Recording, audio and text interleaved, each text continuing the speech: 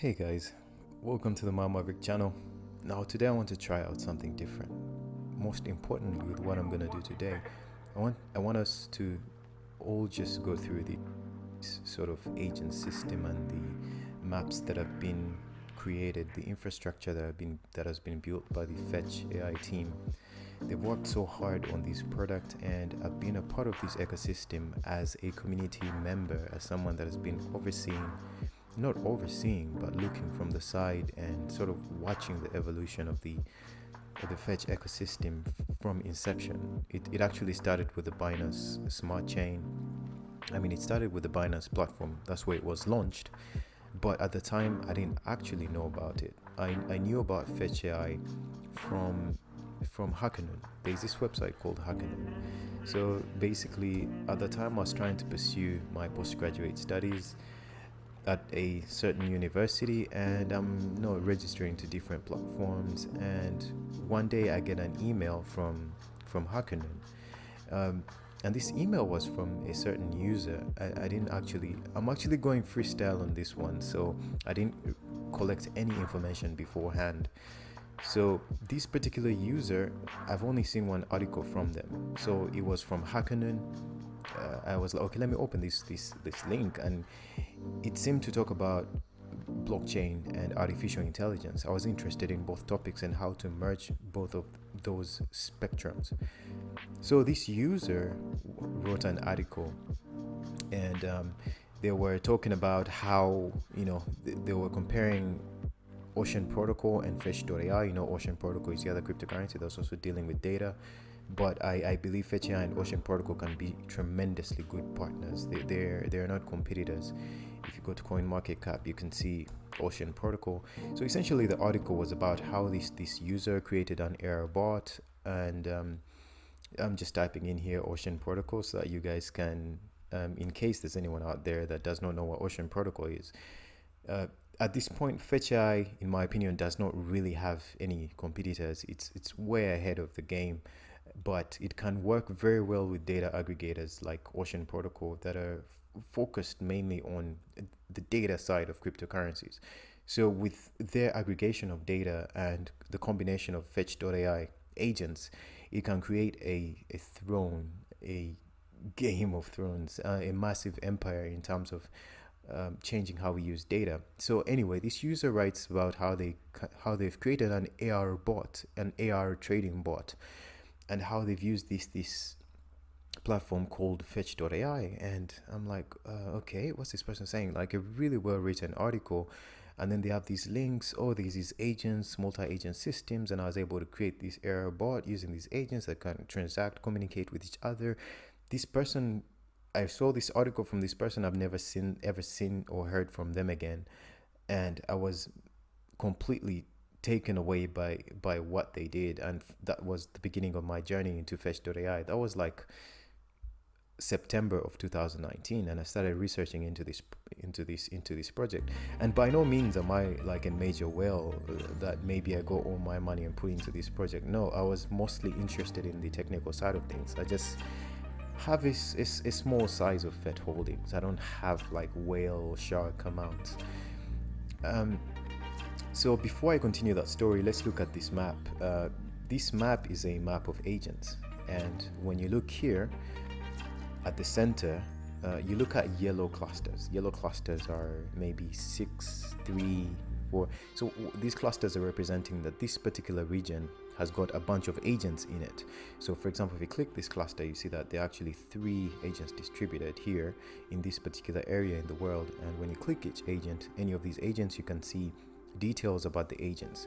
Like for example, the name of this agent, the address of this agent, which makes it unique in case you want to transact with it. And these addresses are derived from private keys, and when the activity that this agent performed and when it was last seen. So for this particular one, 7 minutes. And then you look at how old this agent has been operating, and then you look at its genus, its class, its description. These things, essentially, this is how they derive their consciousness, their ontology, their philosophical being, their ability to make decisions, is through this aggregation of data and through the activities that they do. So we were actually lucky that we got an agent that No. So most of these were test agents, mostly used on the test net, and that's in part because many people that want most of the competitions that happened before were on the test net.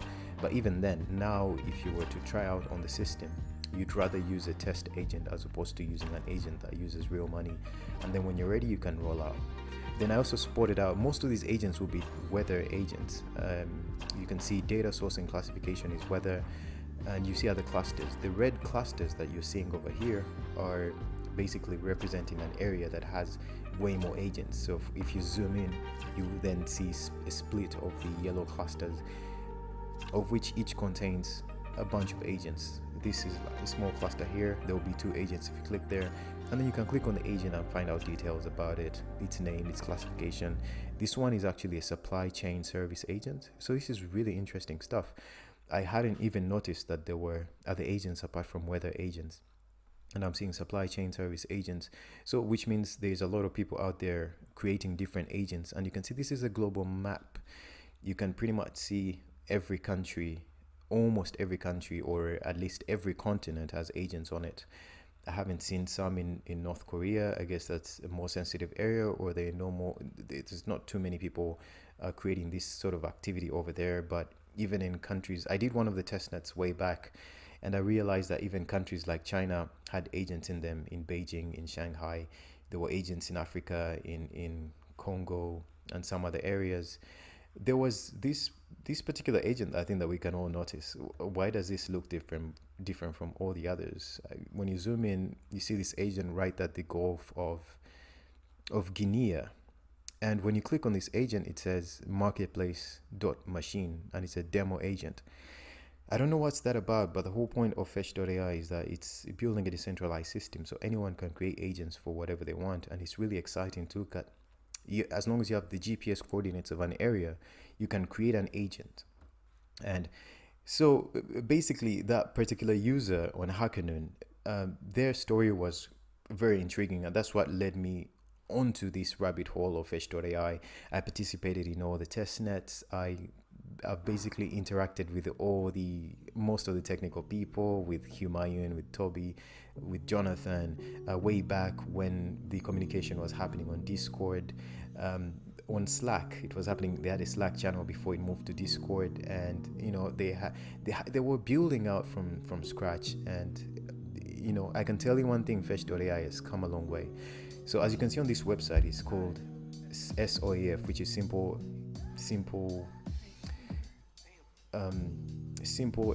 the Open Economic Framework. So the Simple Open Economic Framework Explorer.Fetch.AI. So HOEF Explorer.Fetch.AI.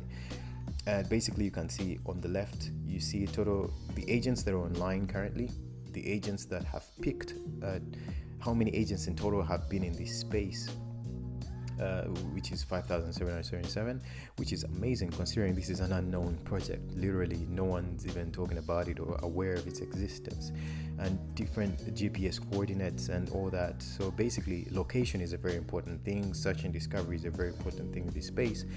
And so here you have agents. If you know their genus, if you know their address, if you know their name, their classification, you can essentially just search for them and have access to them. For example, this fancy agent of ours, we can click on it and see the genus is thing. So we can say, fine, let's search for a thing. You entered it wrong. Okay, we need to change this to genus, I think. Search. So then you realize that, okay, it's not the only one that's called thing. There's a whole bunch of other agents that have that genus thing. There's banana seller. And another amazing thing, I think these maps are extracted from Google Maps. So essentially you can get this yellow dude right here. You can dive right into there. And then you have this physical, it's beautiful, isn't it? Oh, the times we live in. Wherever I am right now, and all of a sudden I'm in the African continent. It's like I'm actually there. So these agents actually can live in any area. You can see this area literally there's no civilization here, but you can interact with someone who has an agent in this area, because these are borderless agents. For example, if you wanted to send Bitcoin to someone, it doesn't matter where they are. Essentially, as long as they have the Bitcoin address that they gave you, that's all that matters.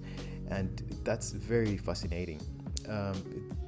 So I wanted to show you how to create your own agents. Back then, when during the Fetch.AI ecosystem, you had to go in there, you open up a terminal, and then you had to get into the Fetch environment. I think I can briefly show you. So basically, okay. So yeah, so I think, I don't know if I can get this. Let's see, PIP, it was something like PIP environment shell, something like that. I don't know if I'll get it. Uh, yeah, so you set up these various environments, so you can see detect me, and then PIP in it. I can't remember properly, but you could, there's a command you could type in, and you can see the fetch environment. You can see your agent essentially pops up here. I can't really, but it was a whole process of creating an agent and all that. But it was fun times. It was fun times. But right now, you can go right here onto this website, which is AEA Manager.Fetch.AI. And if you have a Windows system, Mac OS, or Ubuntu, you can just click on any of these and you can download an agent. And when you download an agent, for example, here, you can have access to it, AEA Manager, and then you can open it. This is in beta phase. These are the beginning times. This is inception of these things. So you need to enter your password. So yeah, so essentially when you download your agent, you can have access to it. One, three. Let me see if we can get in here.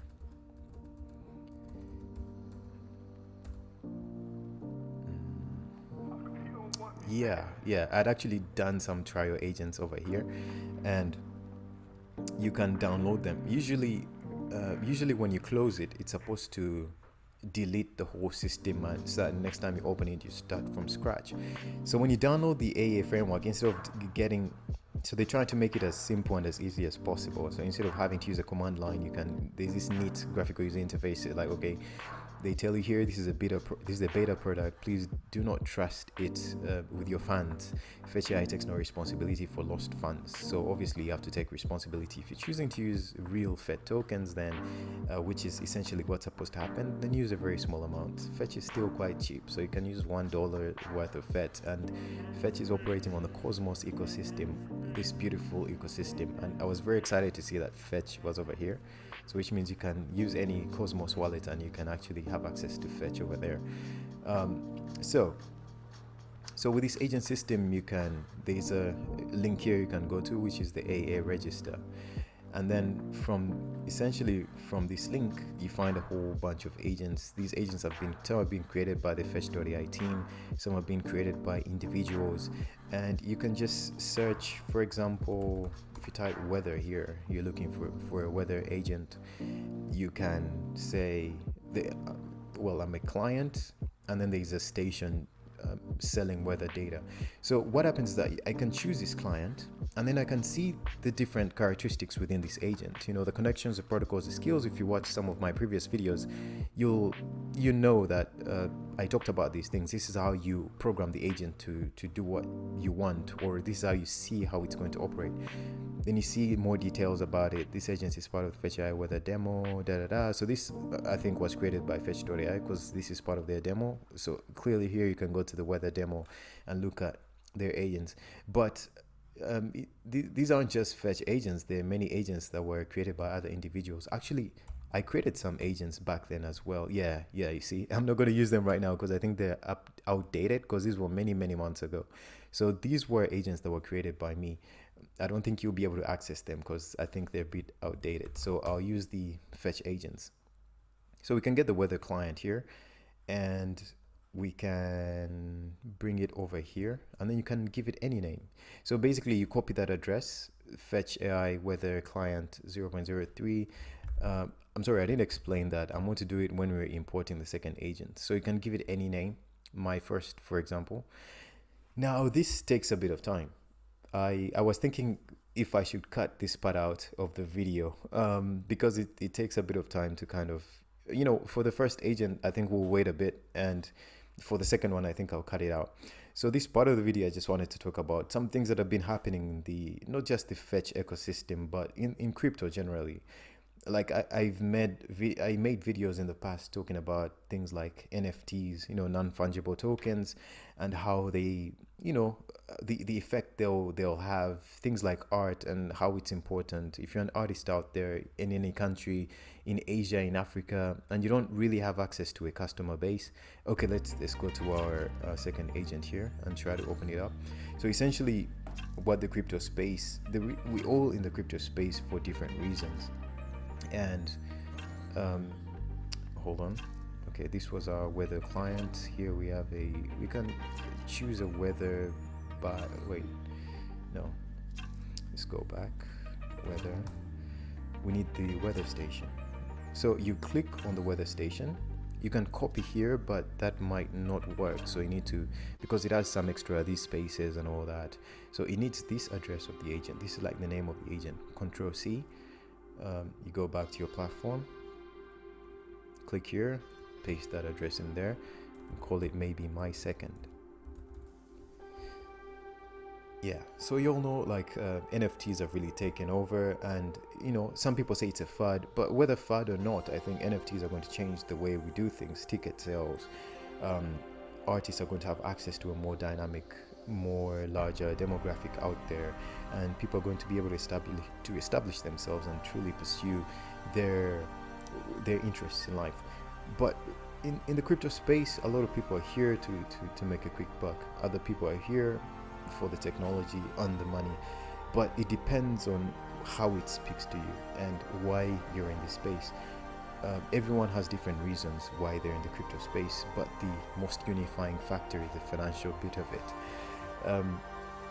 So this first agent here, so basically you have your agents, and right now they're stopped because you've just imported them. I think it doesn't want to run them automatically for you, so you can run them. But before you run them, if you've studied the documents, the FetchAI documents, and you know all the different characteristics and what they mean, then you can come here and delete components that you don't like. You can come here and add things that you might like welcome to my channel. So you could have an agent that advertises something like that. You see, welcome to my channel, it's right over here. So you can change a whole bunch of things. And if you feel like you messed around so much and you're freaking out, you can just cancel, and it goes back to its default. And you can do the same thing with second agent. So you can click on this agent and say run.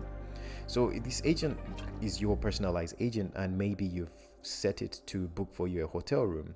And you know that there's a hotel that's selling or that's advertising certain services, and you're aware of it, and you directly maybe want to save time and just want to communicate with a hotel